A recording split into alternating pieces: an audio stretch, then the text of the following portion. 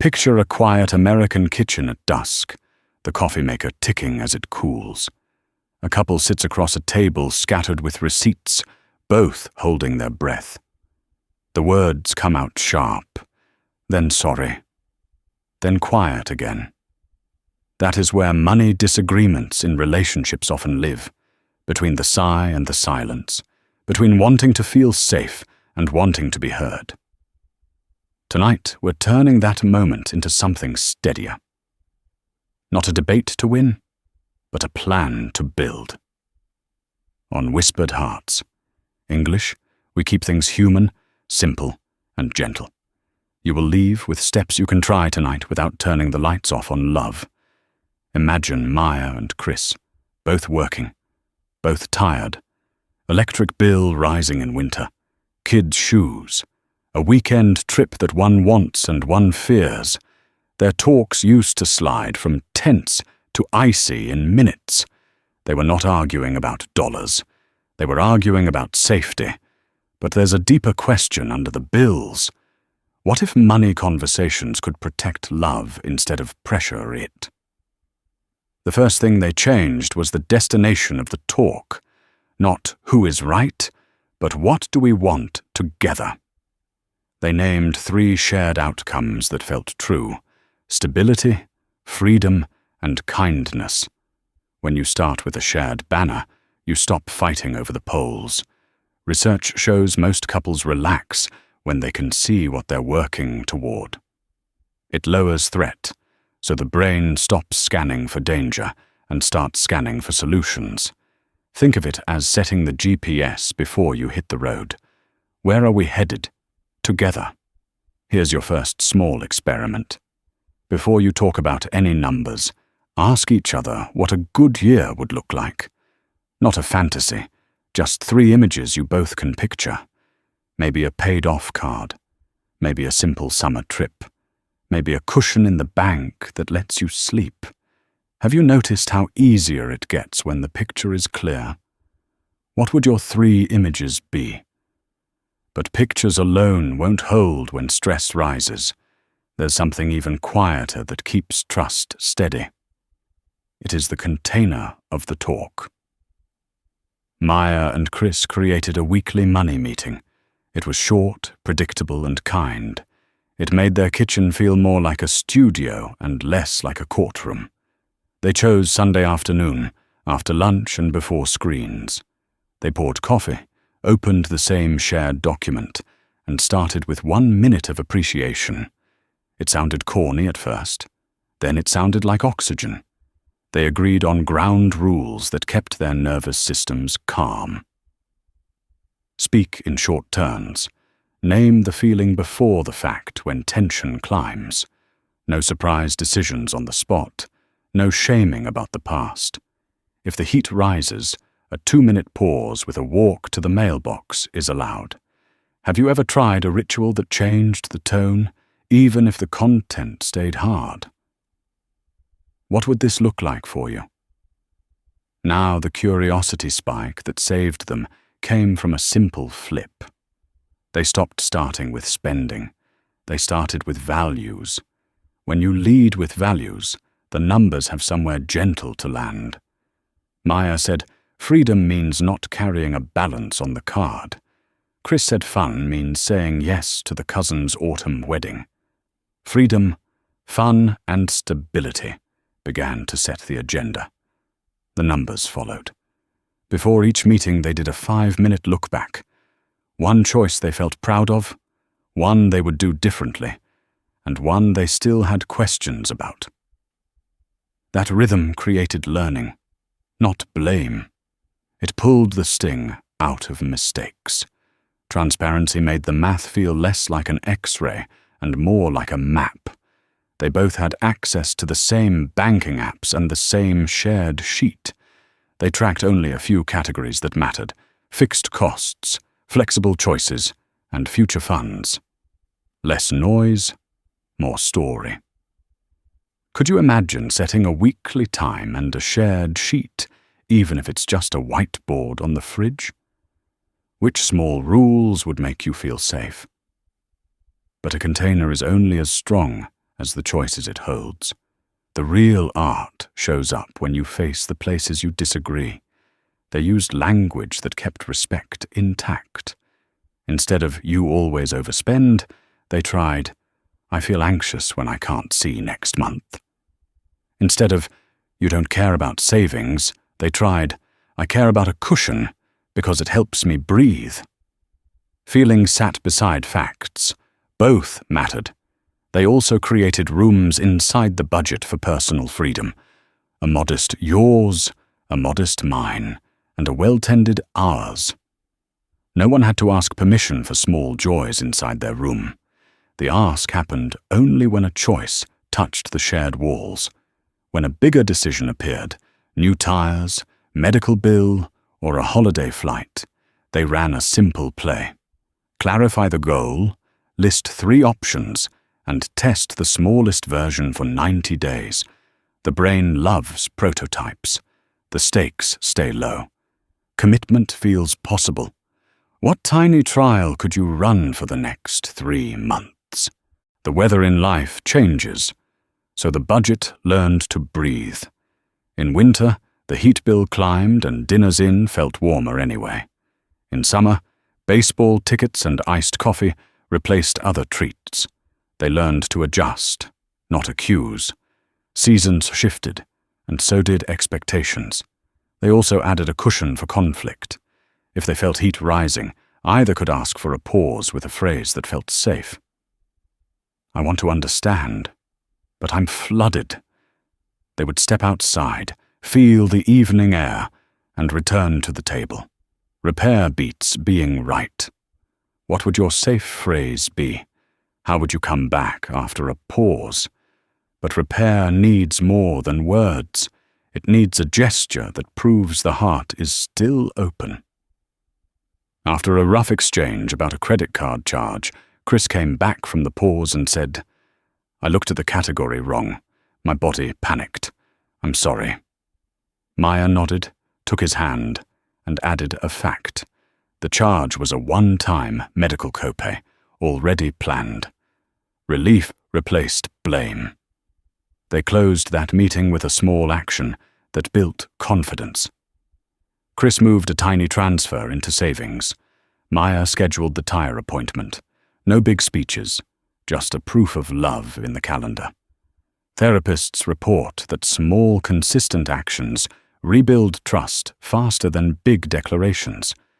Money is not only a number, it is a signal. Your choices send messages. Keep those messages warm.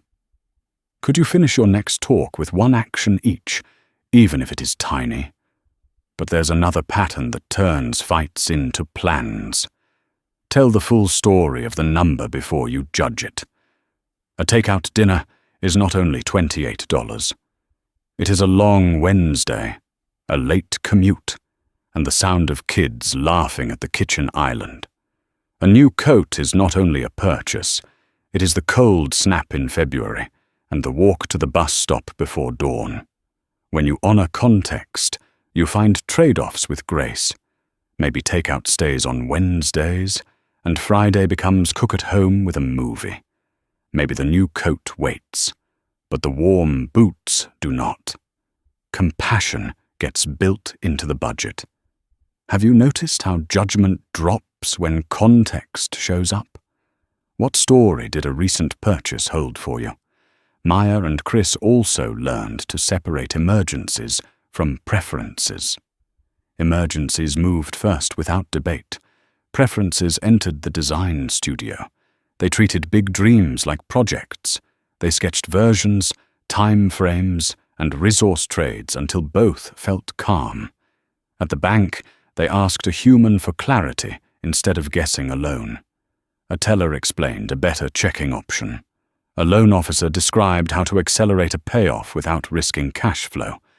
The visit felt like a field trip for adults. Small knowledge, big relief. Which small question could you ask your bank or credit union this week? But even a good system frays without care. So they added regular gratitude to keep the tone human. They ended each meeting by naming one thing the other did that made money feel lighter. Thanks for calling the clinic. Thanks for cancelling that subscription. Thanks for making dinner so we didn't order. It felt simple. It was not small. Gratitude turned budgeting together into emotional safety. It told the nervous system, we are a team. It told the relationship, we will not use money to measure love. That message became the soundtrack of their home. If you tried gratitude at the end of the meeting, what words would feel honest to you? Halfway through their new rhythm, they hit a storm. A medical surprise arrived in spring rain and paperwork. Old fears came back loud. The first talk went sideways. The second one, they remembered their ritual. They paused. They named feelings first. They reopened the map. This is where whispered hearts. English stands with you, not with slogans, but with the gentle courage that says, we can try again. You are not behind. You are learning. You are building a language that love understands. They set a short-term emergency plan that protected sleep. They trimmed entertainment for a few weeks. They asked for a payment plan that kept dignity intact. They did not cancel joy, but they focused it wisely. A walk in the park helped more than another spreadsheet. Spring smelled like wet grass, and the air felt forgiving. They held hands and remembered why they were doing any of this. The destination was not a number. It was a feeling of home. When stress hits, what ritual brings you back to each other's side? But there is still one quiet lever that changes everything. Make sure each person has a voice in every decision that touches them. They would not announce new rules to each other. They would propose them. They asked, what would make this feel fair? They traded small concessions that preserved dignity on both sides. Fair does not always mean equal. It means seen. They also respected different money personalities. One was a spreadsheet poet. The other needed a whiteboard and a few bright markers. They used both. They allowed the budget to be visual and numeric. Both brains felt respected. What language, numbers, pictures, or short notes helps you think clearly about money? On a summer evening, they tried a new idea for fun money. They set an amount that neither had to justify. It was small, but it felt like breathing room. The goal was to remove permission-seeking for little joys. It kept resentment out of the corners. They also raised the ceiling on surprise generosity. If either wanted to do something kind that cost a little more, they would propose it during the weekly meeting. I want to send flowers to your mum. I want to sponsor the neighbor's fundraiser. Kindness stayed part of the plan. Can you feel how different that sounds from arguing about lines on a sheet? What kindness would you plan for this month? As autumn leaves gathered at the curb, they reviewed the year. They saw fewer spikes and more smooth lines. They saw a savings cushion that made the house feel quieter. They saw memories that did not carry guilt. Their budget began to resemble their values. They still disagreed, of course. Life does not iron out. But disagreement turned into design sessions instead of courtroom scenes. They had a way to come back to each other.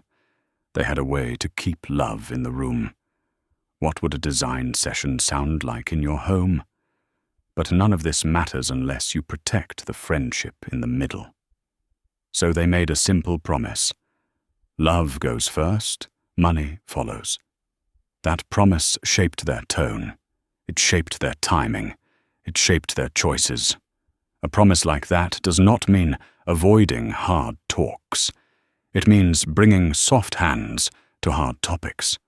The next time a bill surprised them, they did not turn on each other. They turned toward the problem like two detectives with the same badge. What happened here? What are our options? What protects sleep and kindness? Questions replaced accusations. Could your next talk start with a shared question instead of a sharp claim? And they kept learning. They watched for friction points and adjusted the system. They changed the meeting time when Sundays got busy. They created seasonal check-ins so holidays did not ambush them. They made their money life honest, simple, and human. They kept building in joy. A picnic at the lake instead of a costly dinner out. A movie cross-legged on the rug while a stew simmered. Joy that matched the season and the budget. Joy that didn't wait for perfect. What low-cost joy still makes you both grin? The moment that used to spark a fight now sparked a plan. They felt like co-authors, not critics. Their home sounded different. The coffee maker ticked in the evening light. The table held fewer receipts and more easy breaths. And yes, they still had dreams bigger than the month. A second degree, a backyard deck with a swinging bench, a road trip next summer with the windows down, and a small cooler full of fruit and sandwiches. Dreams like that now had dates and steps. How do you and your partner discuss money? Share one ritual that helps you so others can borrow it. If you want a simple way to start tonight, try this. Ask each other for 3 pictures of a good year. Set a weekly time with a short ritual. Give each person a room of freedom and a shared map for the big choices. Add gratitude at the end, like a period that says, "We did it."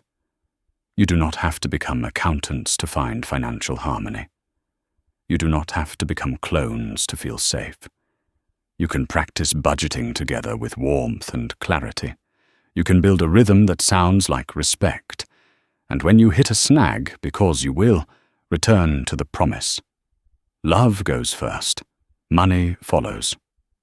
The talk is about a life you are designing, not a person you are judging. We opened with the kitchen table and the sigh. We close with the same table and steadier eyes. You can turn money disagreements in relationships into a pattern that holds you close. On nights when the numbers feel heavy, let the friendship be heavier. And when this helped, whisper it forward with whispered hearts. English, where your love has a place to breathe.